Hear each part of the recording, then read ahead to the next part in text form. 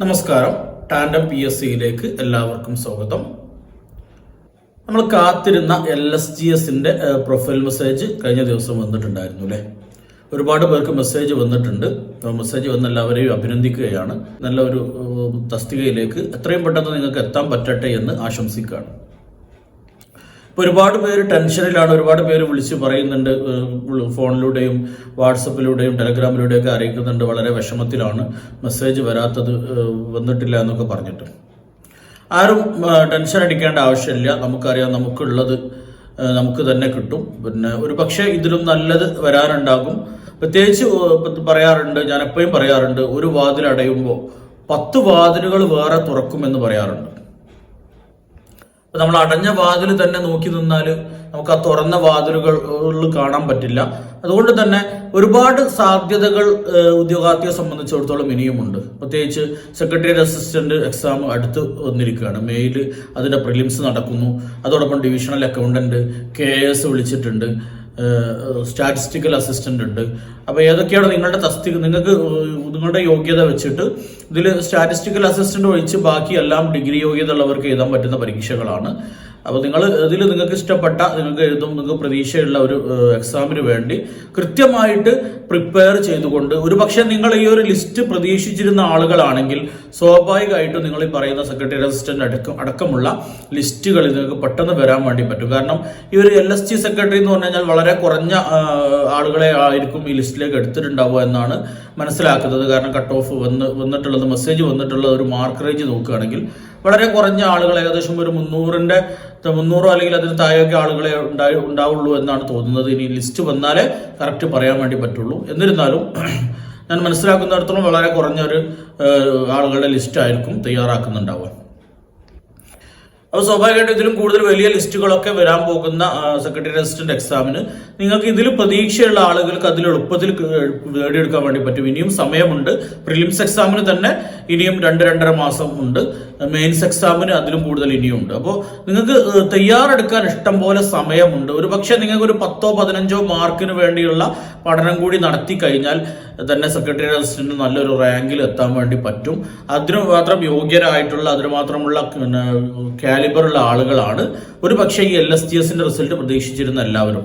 അതുകൊണ്ട് തന്നെ നഷ്ടപ്പെട്ടതിനെ ഓർത്ത് സങ്കടപ്പെട്ടിരിക്കാതെ ഇനി വരാനുള്ള ഒരു മനോഹരമായ ഒരു ലോകത്തെക്കുറിച്ച് ചിന്തിച്ചുകൊണ്ട് ക്രിയാത്മകമായി അല്ലെങ്കിൽ നല്ല ഹാർഡ് വർക്ക് ചെയ്തുകൊണ്ട്, ഹാർഡ് വർക്ക് അല്ല, ഞാൻ എപ്പോഴും പറയാറുണ്ട്, ഹാർഡ് സ്റ്റഡി അല്ല വേണ്ടത്, സ്മാർട്ട് സ്റ്റഡിയാണ് വേണ്ടത്. സെക്രട്ടറി അസിസ്റ്റന്റ് പോലെയുള്ള ഒരു പരീക്ഷ പാസ്സാകാൻ വേണ്ടത് സ്മാർട്ട് ആയിട്ടുള്ള പഠനമാണ്. അത്തരം ഒരു സ്മാർട്ട് സ്റ്റഡിയുമായിട്ട് ഇനിയുള്ള ദിവസങ്ങളിൽ നിങ്ങൾ മുന്നോട്ട് പോവുകയാണെങ്കിൽ തീർച്ചയായിട്ടും ഇപ്പോഴുള്ള സങ്കടം നിങ്ങൾക്ക് മാറിക്കിട്ടും.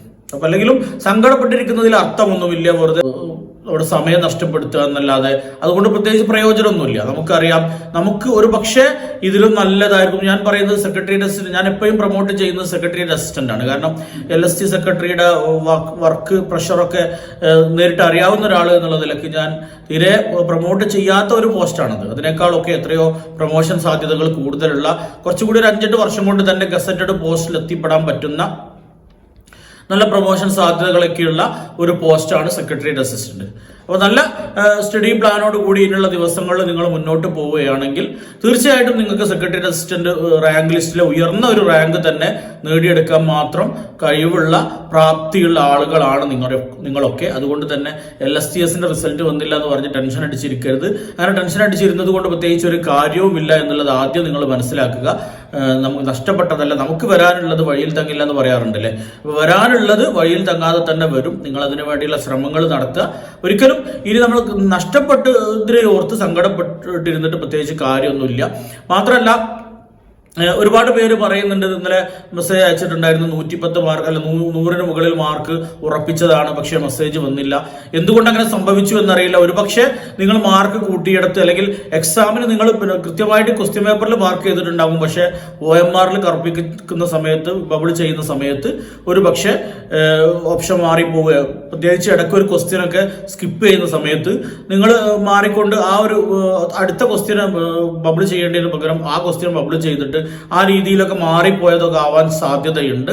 അതല്ല നിങ്ങൾക്ക് ഉറപ്പുണ്ട്, നിങ്ങൾക്ക് ഈ മാർക്ക് കിട്ടും എന്ന് ഉറപ്പുണ്ടെങ്കിൽ തീർച്ചയായിട്ടും ഇതിന്റെ മാർക്ക് നമ്മുടെ പ്രൊഫൈലിൽ വന്നു കഴിഞ്ഞാൽ റിവാലുവേഷന് ഓപ്ഷൻ ഉണ്ടാകും.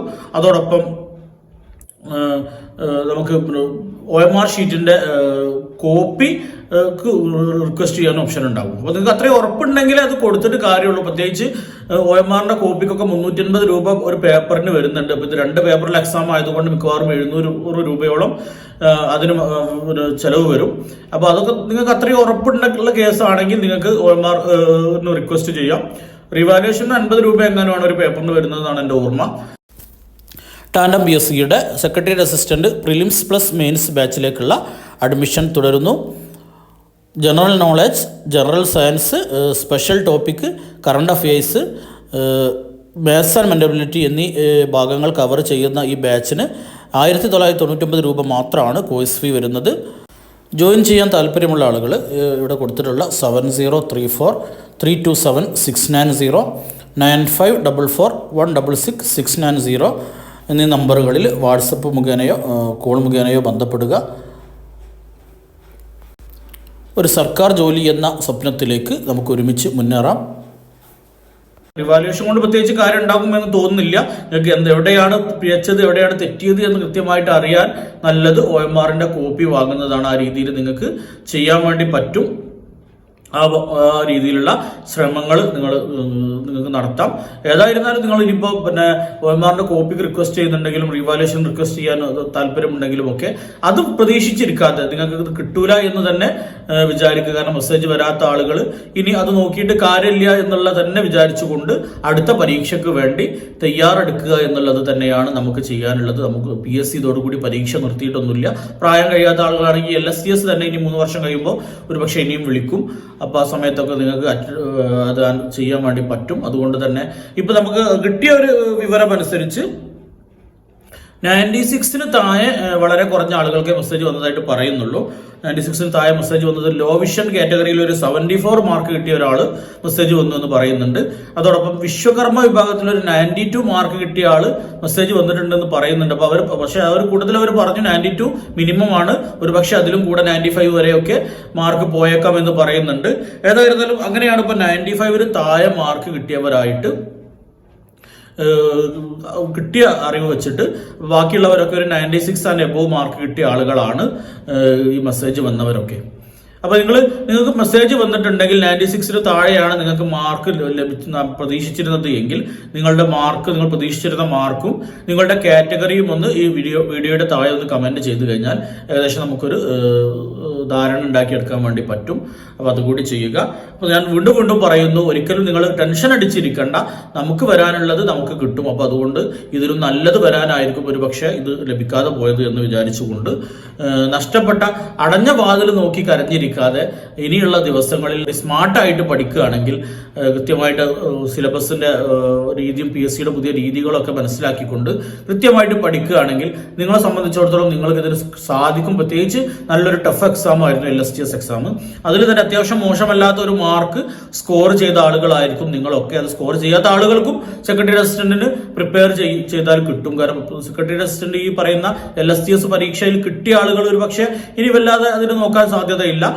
കിട്ടാത്തവർ തന്നെ പലരും യൂണിവേഴ്സിറ്റി അസിസ്റ്റന്റ് അടക്കമുള്ള സെക്രട്ടറി അസിസ്റ്റന്റ് അടക്കമുള്ള സമാനമായ തസ്തികയിൽ ജോലി ചെയ്യുന്നവരാണ് പലരും. അതുകൊണ്ട് അവരും അതിനുവേണ്ടി ഇനിയും ഈ സെക്രട്ടറി അസിസ്റ്റന്റ് തയ്യാറെടുക്കാൻ സാധ്യതയില്ല. അതുകൊണ്ട് തന്നെ ഈ കോമ്പറ്റീഷൻ കുറച്ചുകൂടി LSTSനെ അപേക്ഷിച്ച് കുറച്ചുകൂടി കുറയും. ഈ സെക്രട്ടറി അസിസ്റ്റന്റിൽ പിന്നെ കുറച്ചുകൂടി കട്ട് ഓഫും താഴേക്ക് വരും എന്നൊക്കെയാണ് നമ്മുടെ പ്രതീക്ഷ. അതുകൊണ്ട് തന്നെ നിങ്ങൾ ഇതിനു വേണ്ടി നിങ്ങൾ ഇത്രയും ശ്രമിച്ച് പഠിച്ച ആളുകൾക്ക് സ്വാഭാവികമായിട്ടും വളരെ കൂടുതലൊന്നും ഇനി പഠിക്കാനുണ്ടാവില്ല.